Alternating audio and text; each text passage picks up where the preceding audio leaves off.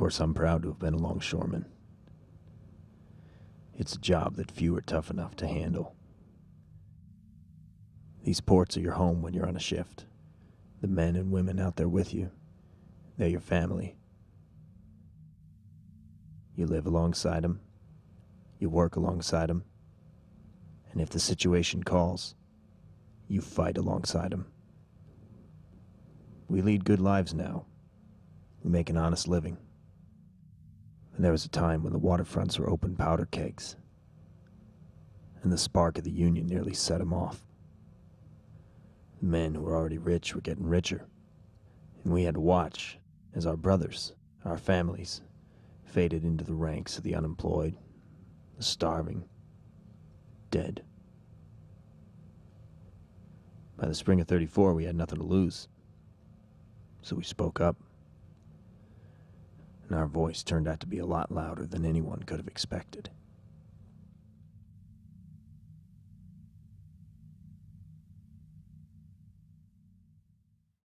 You went down and got a job on the waterfront when there was no other opportunity anywhere else.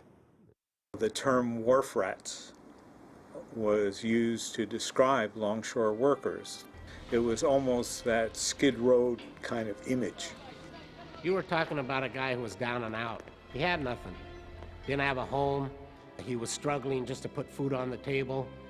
And that was the condition of the working class going through the Depression. They were on the bottom rung.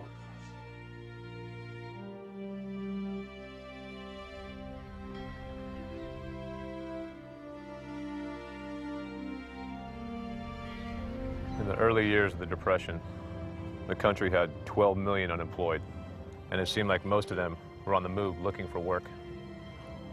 Waking up in the middle of the night on a freight train, listening to the little children crying and begging their mothers for food. Now that's something a person can never get out of their mind. The Great Depression shot my husband's sail business. At first, I couldn't get a job. I go to those big all-night markets where vegetables were a penny a bunch, if you had a penny. I go to the park, look under the trees where the lovers were, and pick around and maybe find a dime. When the 1929 crash came and the whole real depression set in, what we were doing on the waterfront was struggling to make a buck, just trying to get a day's work. The depths of the Great Depression hit no one harder than the West Coast dock workers. Already struggling with corrupt hiring practices and deadly working conditions, the longshoremen now faced the grinding poverty of the worst economic crisis in American history.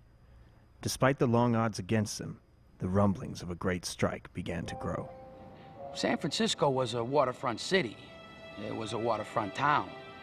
And you could hear along the Embarcadero the vibration, the sound of the whirling winches, men calling out to each other. You know, they moved tons and tons of cargo in and out of this city. If you left very early in the morning, you would see the longshoremen lining up for what we called the shape-up. The men were herded to the other side of the street. They'd shape up on the docks, in the rain, and fog, and wet. So you'd stand outside the pier and got into a big circle. And he'd look around and you could see all the faces and the eyes of the men saying, "I hope it's me, I hope it's me." And the straw boss would look over and say, "Hey, you, Eric, get in. Hey, Bill, come on in. You get the hell away. I wouldn't hire you for anything." And sometimes, if you were hungry enough, you'd scream out to the boss, "Hey, take me. Take me. I can work harder than any son of a bitch on this ship. God almighty, I need the job. For Christ's sakes, take me." That's the way things was. That's how hard and miserable they made the human race on this waterfront. These guys would go down to where that company had a designated hiring spot down on the docks, and there'd be a boss up on a platform on steps, and he'd say, "I need 4 hold men and 2 winch drivers and this and that." And well, everybody's got their hand up, and there was this signal system that if you were willing to put 2 fingers up, that means you give the guy a couple of bucks for the job. And then it got worse than that. It was tough to get a job. I used to pick the men up from behind the building in the alley. Sometimes you get work, sometimes you didn't. Guys who were trying to get a job for the day would have to fight for cards, which would be thrown out by the hiring people. They'd throw a card out to the floor, and then the guys would have to fight for it. There were secret signals about what you were willing to do for the boss if he would pick you out that day. And it might mean some booze in a bottle, it might mean buying him something afterwards, it might mean allowing him some time with one of your female family members. It was awful. It was awful what it took in order to get a day's work at that time.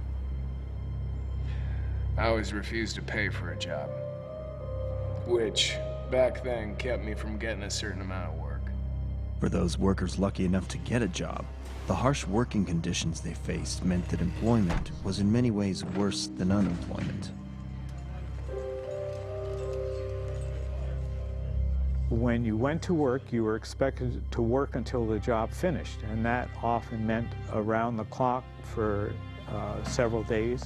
So that kind of pressure to move as much cargo as possible often meant exceeding the weight load limits of the equipment or the mechanical capacity of the human body. On my first job, there were these 178-pound sacks.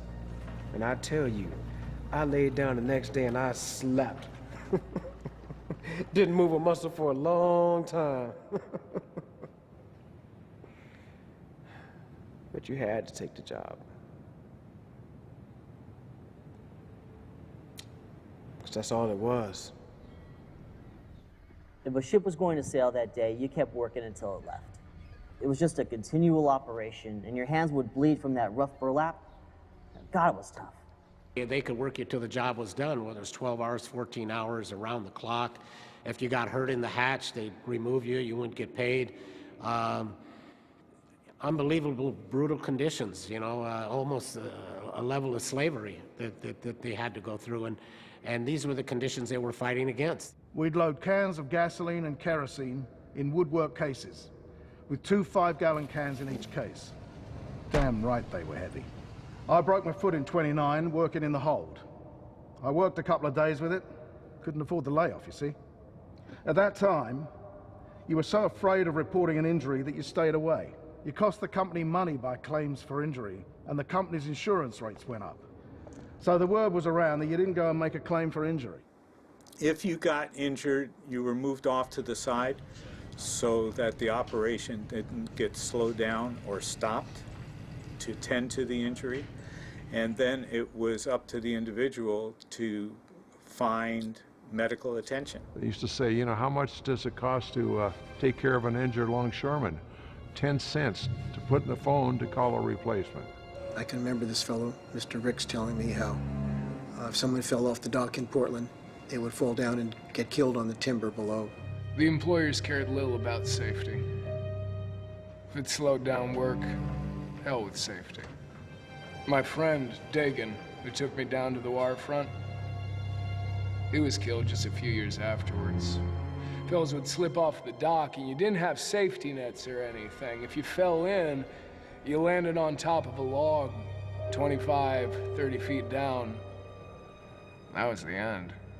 Well, I had no use for you if you got hurt. You got blackballed. They'd tell the boss, they'd say, don't hire that man anymore. He's accident prone. You'd hold up your hand and they would walk right past you. Prior to 1934, a dock worker's only recourse in the event of workplace injury or incident was the company union, better known as the Blue Book Union for the color of its membership books. It was little more than a facade. Technically speaking, it was supposed to be a union, but in reality, it functioned like a company union. If you spoke at a meeting, you were told, you know, shut up, or you were ushered out, perhaps physically. It was run a little bit like a goon squad. There was this Blue Book Union meeting. They went through the rigmarole of reading correspondence, minutes of the last meeting, and then the chairman said, "Is there anyone here who has any questions?" So I raised my hand. I explained how we would show up for work at the assigned time, and then be told to wait around all day, maybe for an hour of work, and the business agent got up. He shoved me down the steps. Never stopped me from raising my hand, though. On paper, some of the company union conditions were very good. But everybody knew in advance that if you went to the company and made a beef, you lost your job. The longshoremen had to contend with a company union blacklist. And as soon as any man began taking interest in organizing another union, he was unable to find work on any other dock. Now, if you was union inclined, hell, they immediately blacklisted you. And they passed the word around up and down the waterfront. I mean, sometimes you had to use 3 or 4 different names. There was a parade on Labor Day, in fact, and Harry Bridge was in the parade, and his name was taken down with a lot of other people, and he got himself blacklisted. We set up for the ILA union prior to Labor Day. So we joined the Labor Day parade from the ferry building up Market Street to City Hall. The company officers stood on the sidelines and marked down all the names they could. I don't know how they got mine. I wasn't anything special, but I was blacklisted. And when you were fired from a ship by a company because of union activity or alleged union activity, then you couldn't get hired anyplace else on the waterfront. So those employers talked to each other and coordinated their blacklisting of union agitators. Many West Coast dock workers wanted to join the International Longshoremen's Association. The ILA was an East Coast dock workers union. Though West Coast chapters existed, they had been systematically marginalized by the shipping companies, and by 1934, they barely existed. Workers were not allowed to join and instead were forced into the company-run Blue Book Union. And so labor activists pinned their hopes for a better future on the election of Franklin D. Roosevelt, believing he would enact labor laws that were favorable to the American worker. I am not for a return to that definition of liberty under which for many years a free people were being gradually regimented into the service of a privileged few. I never got into anything before where I thought the workers would get their justice. But when Roosevelt was running for president, I took pamphlets around. I walked for blocks to put flyers in front windows. After Roosevelt was elected, many labor experts say that the most important thing he did for workers was to sign the National Recovery Act in 1933, which gave them the right to organize. On the West Coast waterfront, the first test of this new law occurred when 4 dock workers were fired by Matson Navigation Company for wearing union buttons. The reaction of the longshoremen was immediate. And they went out in a vacant lot and burned their blue books and said, we have nothing to lose. It became a test issue. You either put them back to work or we're not going back to work. It was the first time since 1922 that San Francisco workers were going to stand. And from that moment on, the Blue Book Union was dead as a dead dog. The only thing left in that building was a telephone still hanging up. And that really kind of opened the way. You had a meeting that came in the spring of 1934 in which demands were made as to what the people wanted, what the workers wanted for the union. Matson case was one of the major incidents leading to the 34 strike. The slide into a big strike was on the way. When I first started to work on the waterfront, it was 80 cents for dockmen. About a year or so goes by and notice comes out in the papers. Longshoremen accept a pay cut from 80 to 70 cents an hour. Not long after that, they put another ad in the papers. Longshoremen accept another pay cut from 70 to 65 cents an hour. And that just broke our back. I said, these sons of bitches, what else are they gonna come up with? The workers had taken 2 pay cuts in a row during the Great Depression. It wasn't fair. And the men knew it wasn't fair, and they kept saying, we want a fair shake. So after we received these cuts, we figured it was just about time that we went on strike. We'll really give them something to read about. With the strike looking increasingly imminent, Joseph Ryan, the East Coast president of the ILA, took up negotiations on behalf of the West Coast dock workers. There was an immediate split between the new ILA membership in the West and the old guard East Coast officers led by Ryan. The affairs of those local unions were being controlled and dictated by the national leadership in New York. It was very much a top-down organization where contract negotiations and ratification of contracts were done by the officers, not by the rank and file members who are going to be working under that contract. Even though Bridges and others understood that being in any union was better than being in no union, they also understood the limitations placed on them by the ILA. They always used to call the head of the ILA, whose name was Joe Ryan, Judas Joe Ryan, because he constantly would sell out the interests of the West Coast in order to achieve things in the Gulf ports, in the Great Lakes, and on the East Coast. Joe Ryan dealt more with the employers than he did with the rank and file. He actually had crooks, literally, employed as business agent. And it was basically to keep the rank and file in line. Ryan appointed Bill Lewis to lead the Pacific Coast branch of the ILA. In keeping with Ryan's tactics, Lewis entered into a backroom negotiation with the employers and quickly reached an agreement that averted a strike. The following day, newspapers ran stories that an agreement had been reached that was satisfactory to the men. Actually, the men knew nothing of the agreement. When Lewis appeared before the union meeting with the agreement in his hand, he sensed the dissatisfaction of the men and tried to play the whole thing off as a joke. He waved the paper at them and said, "Well, here's the damn thing I sold you out for." The men were in no mood for joking. One longshoreman asked him, "Is the damn thing even in writing?" Lewis said, "No. It's a gentleman's agreement." A roar of ridicule shook the hall. And then a thin, sharp-featured longshoreman stood up and subjected the agreement to a scorching analysis. This was Harry Bridges. We'd shut down Matson and won our right to have the ILA there. This killed Matson's idea that you'd have to be a member of the company Blue Book Union to work there. But by this time, we'd been fighting Bill Lewis and our negotiating committee too. We said that they had come up with a lousy program. The Australian-born Bridges quickly emerged as the rank-and-file leader of West Coast longshoremen as the impending strike drew near. On May 9th at 8 p.m., the longshoremen went out on strike in San Francisco, Seattle, Tacoma, Portland, San Pedro, San Diego, Stockton, Bellingham, Aberdeen, Grays Harbor, Astoria, and all other Pacific Coast ports. The walkout was practically 100% effective, and by May 11th, all the waterfronts were tied up over 1,900 miles of coastline. The longshoremen had finally taken a stand against oppressive hiring practices and deadly working conditions. Morale amongst the maritime workers had never been higher, as their sturdy picket lines ground West Coast shipping to a halt. However, the perilous struggle ahead would immediately test their resolve. You were in the middle of a depression. The economy was terrible. You had the political machines against you in the mayor's office in San Francisco and LA. And, you know, that's what workers were faced with. They were faced with insurmountable odds, but they took it on. And, what do we have to lose in those days? What do we have to lose? We wanted a good hiring hall that we ran and safer working conditions. And we wanted to stop the practice of employers playing us against another port. I mean, these were the demands. These were the things that workers wanted. But the things that really stood out is they wanted dignity. You know, they wanted dignity, and that was the bottom line.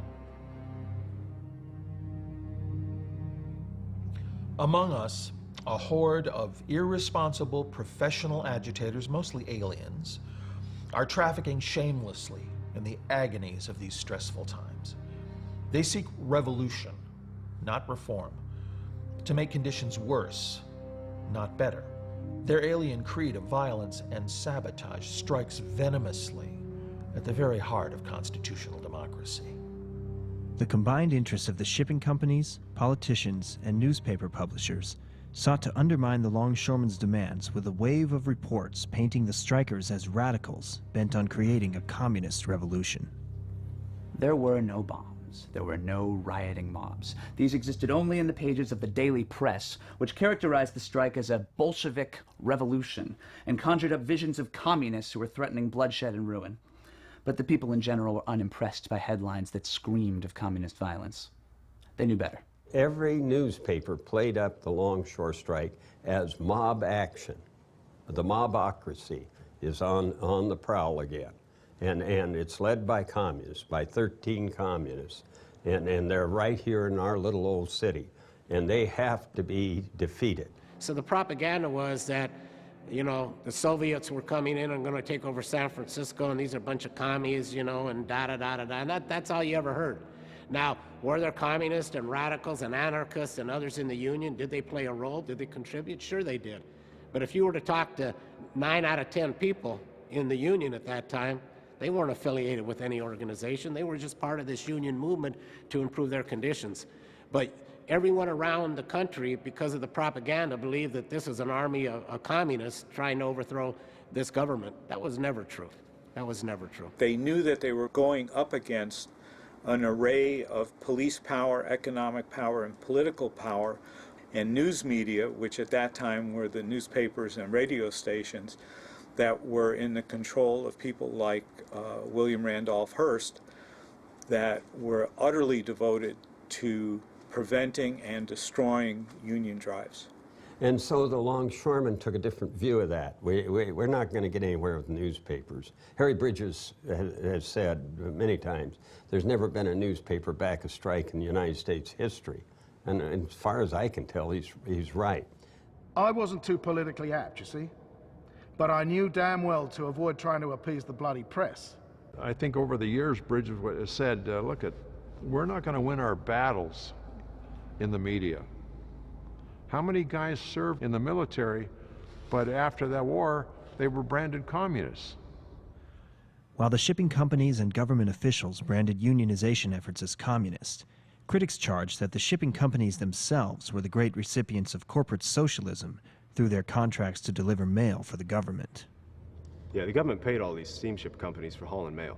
There was never more than just a handful of letters, but these companies, they were getting fat off it. When a ship was getting ready to sail, the boss would hand you a packet of letters and say, go hand these up to the captain. I mean, you get 5, 6, never more than a dozen letters.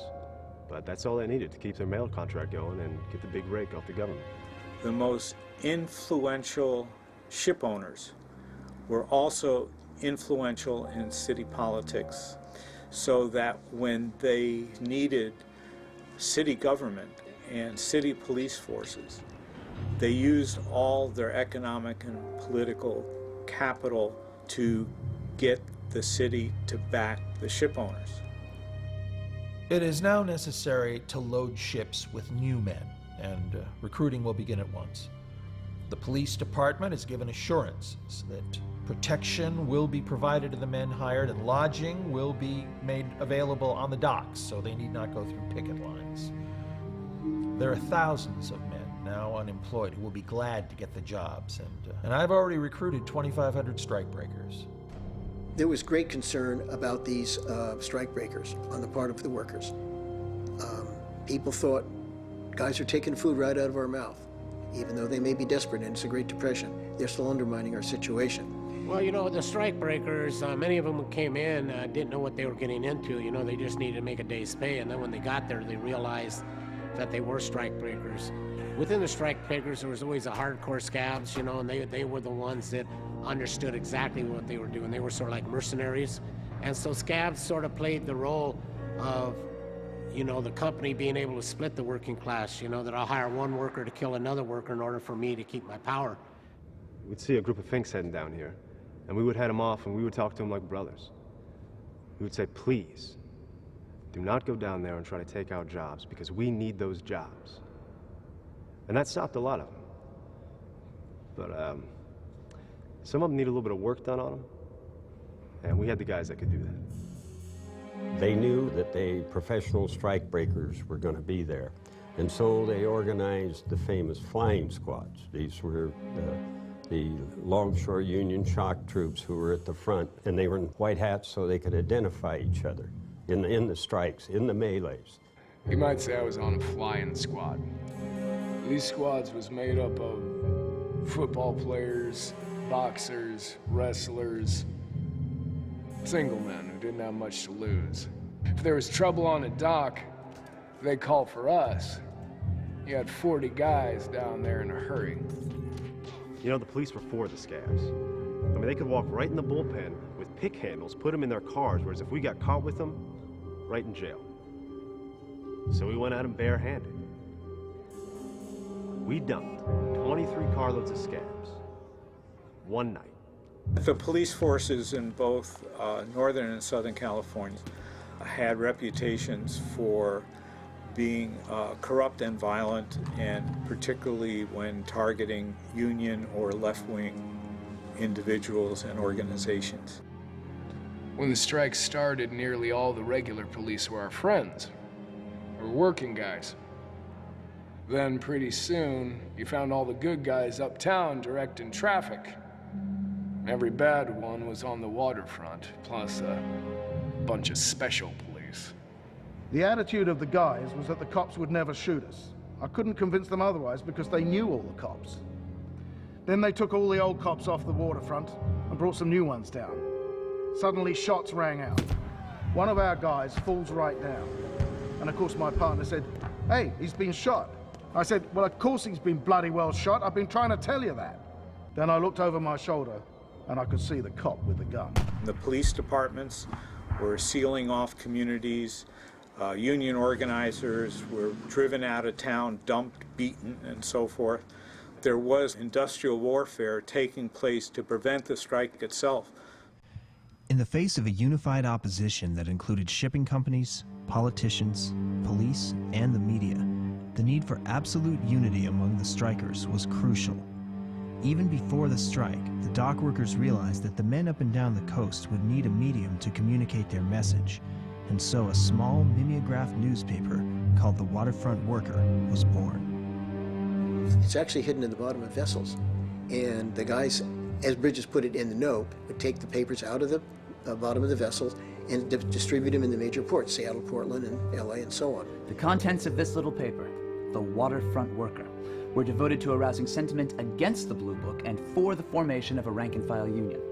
Its language was more expressive than elegant, and as easily understandable as were the raw issues of life on the waterfront. All of us worked on it. Some of the guys could type, including me with one finger.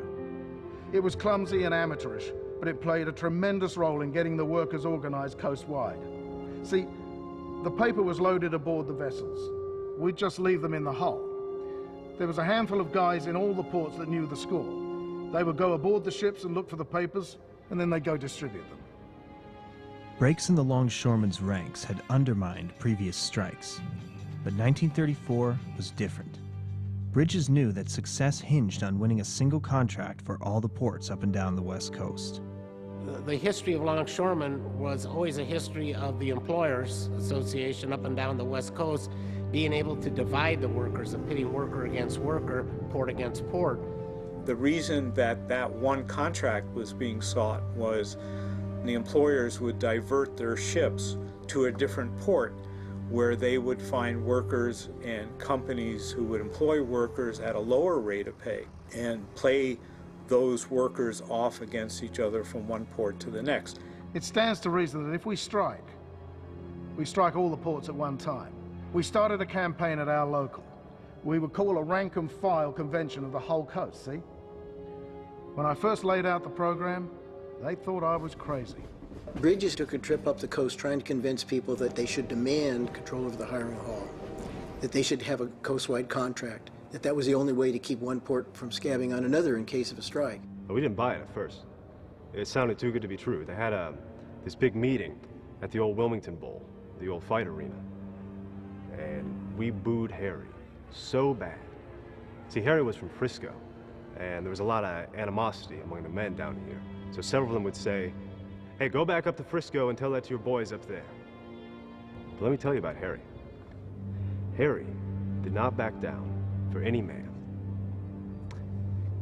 We booed him and hollered, and he would just walk away and stand there until we were done hollering and come back out and straighten every single one of us out. I have never in my life seen any man explain things like him. You know, I was on negotiating committees with Harry, and he was really a remarkable guy. He had a lot of respect of the average guy.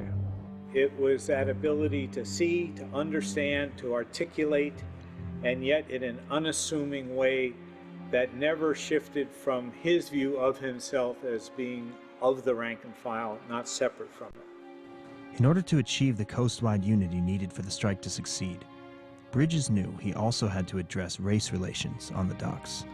The workers could not be divided one from another on the basis of race.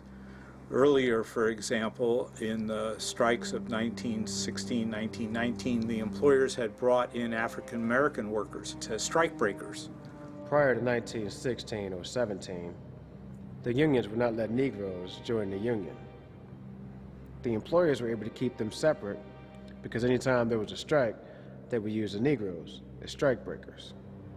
The Negroes, being bitter about being rejected from the unions, joined the other side. I had to go into the whole question of blacks. I said, look, fellas, the only way these guys ever got a job was as scabs. The bosses saw to that. Let's right now say you've got a job as a working stiff, no discrimination. When we organized, some of the black men told me, well, you white guys are going to have a good union, but our history is that we've never been able to belong to a union. You go on strike, you win the strike, and then you kick us all out. I assured them that this was not going to be that kind of union, that they would be accepted, that they would be equal. There's a story about them walking up the stairs, and one of the guys looked down the stairs and said, "Where you guys been?" And the black guy said, "We didn't know you wanted us." The word went out. No African American worth his salt should be a strike breaker. It went out strong and loud. When the strike started, all the black gangs at certain docks stayed in. After we'd been on strike about a month, some of them came out, and by the end of the strike, I think we had all of the black gangs out. See, I felt it was one of the best moves we ever made when Harry let the blacks in here, because they were gentlemen, they were good stevedores, and they knew their job. Bridges was a civil rights man for as long as I've known him. He was fighting for civil rights before Martin Luther King was even heard of. He was fighting for civil rights from 1934 on. By 1934, Bridges went out there and said, this is going to be a union that's integrated. This is going to be a union that is for all workers, regardless of race, color, creed, religion, politics, and so forth. And he made that very clear, that he embraced all of the working class. And as a result of that, there was a unity in this struggle that they had never seen before. Despite the unity of the West Coast dock workers, there was still a major rift between them and the old guard leadership from the East Coast. This was illustrated by Joe Ryan's repeated attempts to negotiate agreements with the employers that were then voted down by Bridges and the rank and file. Harry Bridges, he would never dare not represent the workers. He would never dare back down on the issue of coastwide recognition. Joe Ryan was willing to give it up in a minute. Joseph P. Ryan came out here in 1934 and told us that he had signed a contract. All we had to do was go back to work. Well, Mr. Ryan had to leave back to New York rather suddenly and swiftly. Little Shorty Winters got up and had a sheep herder's watch. They're a big watch. And he took this watch and he says, "Hey, Joe, it's time to go." And there was a huge uproar. In this atmosphere of mistrust, violent confrontations along the picket line seemed inevitable. Assistant Secretary of Labor Edward McGrady, watching the situation closely, had doubts that it could come to a peaceful resolution. Assistant Secretary of Labor McGrady said, if the proposal is rejected, the employers are bound to take the offensive, and bloodshed and violence will result. He knew what he was talking about. Late in the evening on May 15th, a group of longshoremen tried to attack a scab pen over at berth 146 in Wilmington. And these guys wanted to raid this place. One of the first serious clashes of the strike occurred when these picketers from San Pedro and Wilmington were fired on by police. 2 men were killed, John Knudsen and Dickie Parker. They were the first men killed during the 3-month strike. One of my best friends got killed during the strike, Dickie Parker. I went to school with him. He wasn't even in the union yet. He was signed in doing picket duty, so if the strike was ever over, he'd be a member. Poor devil never got it. Got a bullet instead. See, there was never a question about it either. Here's a corpse, take him away. So, Dickie Parker. He was my age, maybe a year younger. But you didn't have anything to say. They had these damned armed guards. You couldn't say anything. The reaction to Parker's killing, was, "Oh my God, this is really, really hideous and horrible, and they'll do anything. They'll even fire guns at us." I think it probably galvanized people to fight harder, to come together more strongly, to show solidarity together. And I think that reverberated up and down the coast. The important thing of that was that instead of being intimidated, they didn't back down. They were there the next day. They were going to take them on. And the question is always, are you willing to die for what you believe in? And I think a large section of those people in that fight were willing to die for what they believed in. Though the police violence did little to dampen their resolve, the strikers still faced the poverty of the Great Depression and relied heavily on community support to keep their families fed and clothed. So when everybody is against you, then it forces you to be more unified, and you embrace, and develop relations with the other workers and the families and the community around you. Because you had to realize, even in '34, there was support from the community. This is not only the fight of our husbands, but the fight of every woman who has a man who works on the waterfront. I stand 100% in favor of the strike. For the men's problems are our problems. Their victory is our victory. Their defeat is our defeat. This is our fight. At about the same time Parker and Knudsen were killed in Los Angeles, flying squads of Northwest longshoremen stormed the docks in Seattle and Portland, battering down the pier doors and fighting with police in an effort to halt scab work on the ships in those ports. The killings in Los Angeles were followed up 2 weeks later with more major attacks by the police, this time on the Embarcadero in San Francisco. When we got down to Pier 18, the cops got in front of us and uttered an order. Stop, no further. I said, just ignore them. No trouble, keep on marching, go right ahead. When we started up, the cops charged us. Politicians and shipping bosses applauded the actions of the police. Mayor Rossi of San Francisco was especially vocal in his support. He placed the blame for the clash on the Embarcadero squarely on the shoulders of the strikers. The police were not interfering, they were just protecting the general public. If there were no violence on the waterfront, there would be no police. There was this tension that there was going to be war in the streets. The difference was that the strikers were unarmed except for sticks and stones, and the police were armed with tear gas and guns and shotguns and everything else. I saw this man standing there, dressed as a seaman, with a police riot club beside his right leg. He grabbed me by the arm and walked me to the police car. At the police station, he pushed me into this dark hallway, and then he hit me on the right shin bone with that police riot club. I fell to the floor and every muscle in my body went limp. And while I was on the floor, he kept beating me on the same shin bone with that riot club. And then he took my foot and twisted it so that the bones that he already cracked started piercing my flesh. I began to hemorrhage and blood just started coming out of me. You found yourself in a situation with the police that was almost inconceivable in some ways to us today. If you were going down to the picket line, you knew something might happen to you. You might get killed. In those days, they had big clubs, they had tear gas. In the San Francisco waterfront, once the strike got going, they actually had tear gas companies demonstrating their wares. You knew you were going to be attacked. The longshoremen got beat up and went to jail, but they didn't quit picketing, and they didn't let the cargo move. The reality is, longshoremen were tough, unafraid, and Americans have never been afraid to fight. The San Francisco Industrial Association sent President Roosevelt a telegram that threatened to open the ports by force if he did not intervene. Joseph Ryan returned from New York to meet personally with T.G. Plant, the president of the Waterfront Employers Association.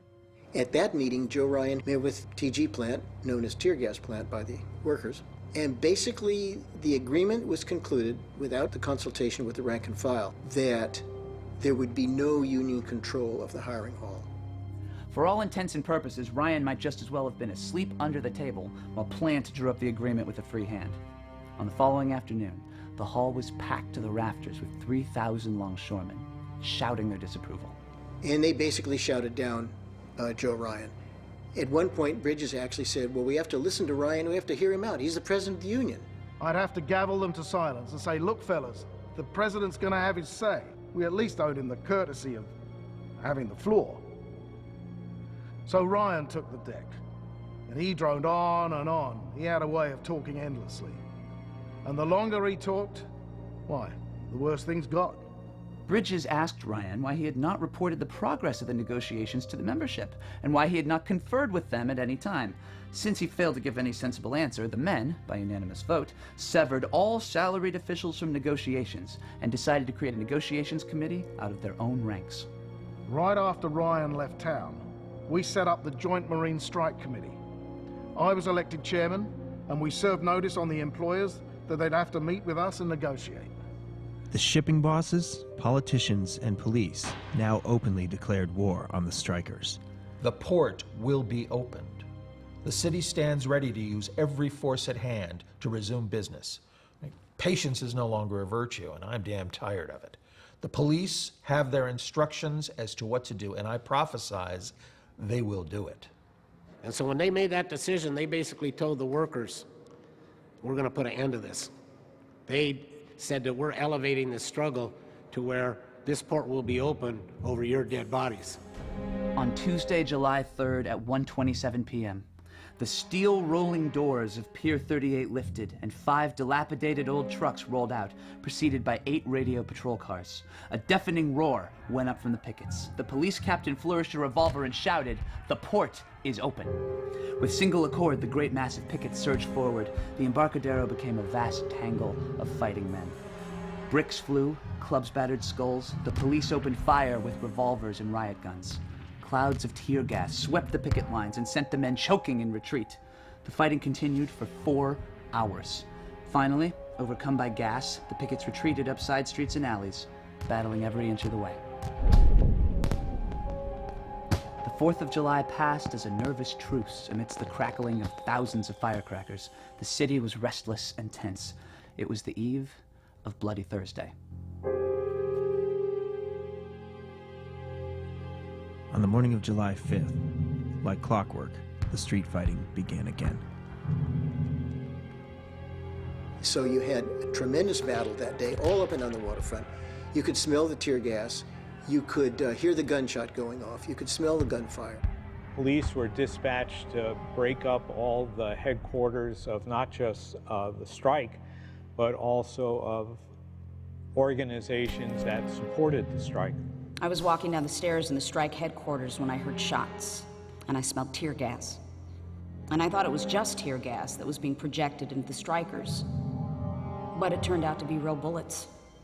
As gas shells crashed into the Union headquarters windows and strikers were getting out as quickly as possible, the telephone rang. One of the embattled stevedores, holding a handkerchief to his nose, tears flooding down his cheeks from his inflamed eyes, lifted the receiver.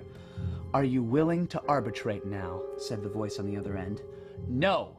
screamed the stevedore as he slammed down the receiver and fled the hall while gas enveloped the room in a thick cloud. At the peak of the battle on Bloody Thursday, Bridges and a delegation called on Mayor Rossi to protest the violence. They were rebuked with a simple statement. You refuse to arbitrate. Now take the consequences.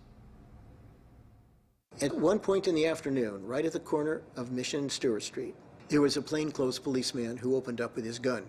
I noticed a large, plain-looking car with no marks on it, stopped at the corner of Stewart and Mission. Out of the car jumped 2 policemen. They fired a number of times, jumped in the car, and away they went. I immediately ran over to where 3 men were laying on the ground. One was crawling on his elbows, dragging himself along on the ground with the help of 2 or 3 other men. I got a call to the morgue to identify a body. I couldn't go because I had an appointment at 5 o'clock. To this day, I remember the horror of having them uncover the body of Nick Bourdois. And I said to the coroner, it couldn't be him. I have an appointment at 5 o'clock in my office with him. It can't be Nick. And of course it was. By the end of July 5th, 1934, hundreds of people had been injured and 2 killed during battles between picketers and the police. The dead included longshoreman Howard Sperry and Union supporter Nick Bourdois, a cook who had just finished his shift working at the Maritime Strike Kitchen. The day would forever be known as Bloody Thursday. When you reach a point where you've given everything you can give and you're fighting an enemy that's stronger than you in many ways, and you begin to have casualties, you begin to ask yourself, what else is there? You know, what else can I give? And it doesn't look real good for the longshoremen at this particular moment. They're not so sure they're going to win at this particular point in time. Following the violence of Bloody Thursday, California Governor Frank Merriam called in the National Guard to break the strikers' will to go on. I have ordered the National Guard of California to move into San Francisco strike area. There will be no turning back from the position I have taken in this matter. With the National Guard entrenched along the Embarcadero behind fortified gun emplacements, the strikers' prospects were grim. Harry Bridges, surveying the forces arrayed against the longshoremen, reluctantly withdrew his men. We cannot stand up against police, machine guns, and National Guard bayonets.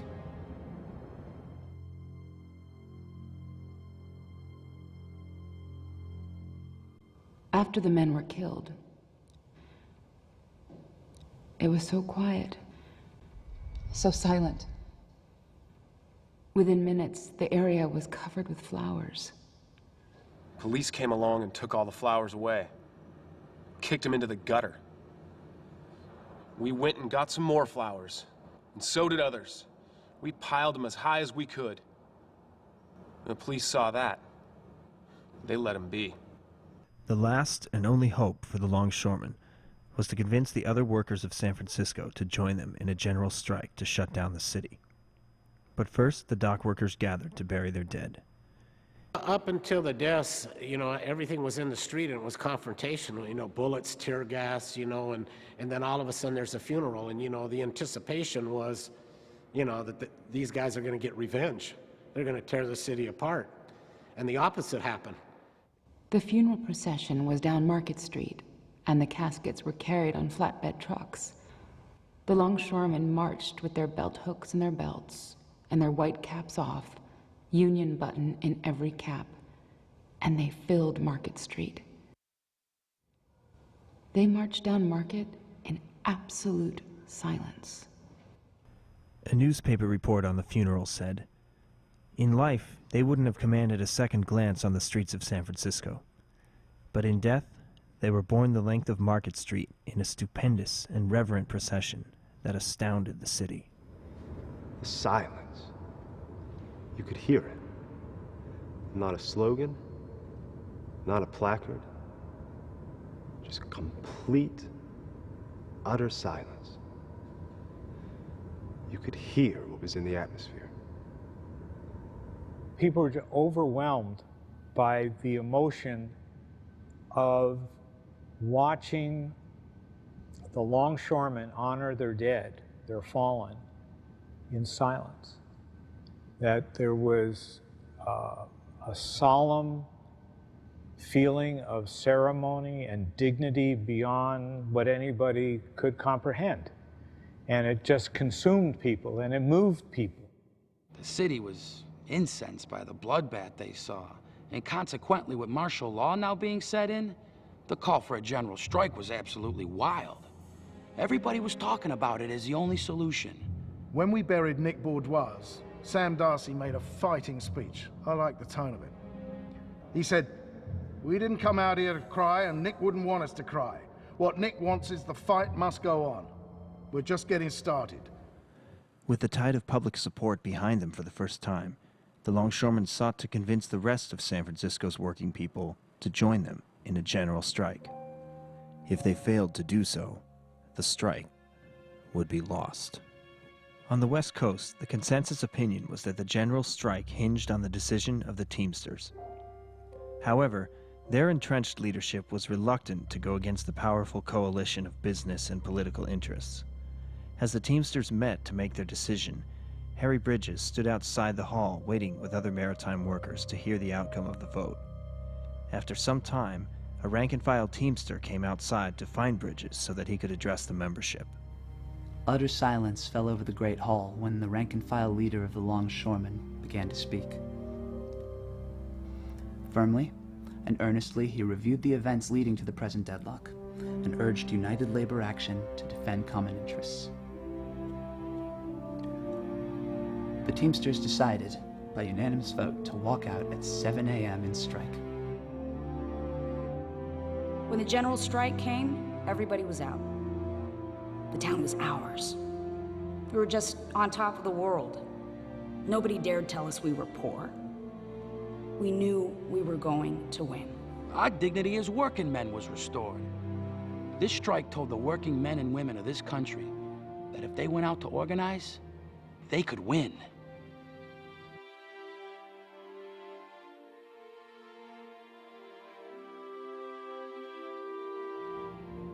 The decision came down on October 12, which was a big, resounding victory. We were the first union that called things together and took the position that nobody could shape up at the docks anymore. To me, Harry Bridges was the savior of the waterfront. And I was raised in the church, I went to Sunday school, but Harry, to me, when he came in and he done what he done for us, he became the savior of the waterfront. I watch people swell with pride to be part of the ILWU, tracing their legacy to 1934.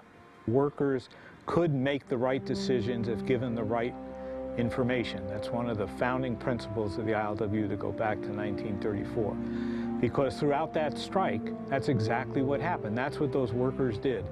No elite group was making decisions about the conduct of the strike or the settlement of the strike. It was the rank and file. So it was us against them. You know, it's David and Goliath. And just like David, you know, you get that little rock and you throw it and hope you hit the guy in the right place. And I think we threw a rock that hit him in the right place and we changed history. And where we hit him was in the aspirations of the American working class to free themselves from that kind of, you know, class slavery. It also gave hope to all the other unions on the West Coast, even department store clerks, everybody. If the longshoremen can make it, and they were down at the bottom on the heat, if they can make it, we ought to be able to make it. It gave great hope.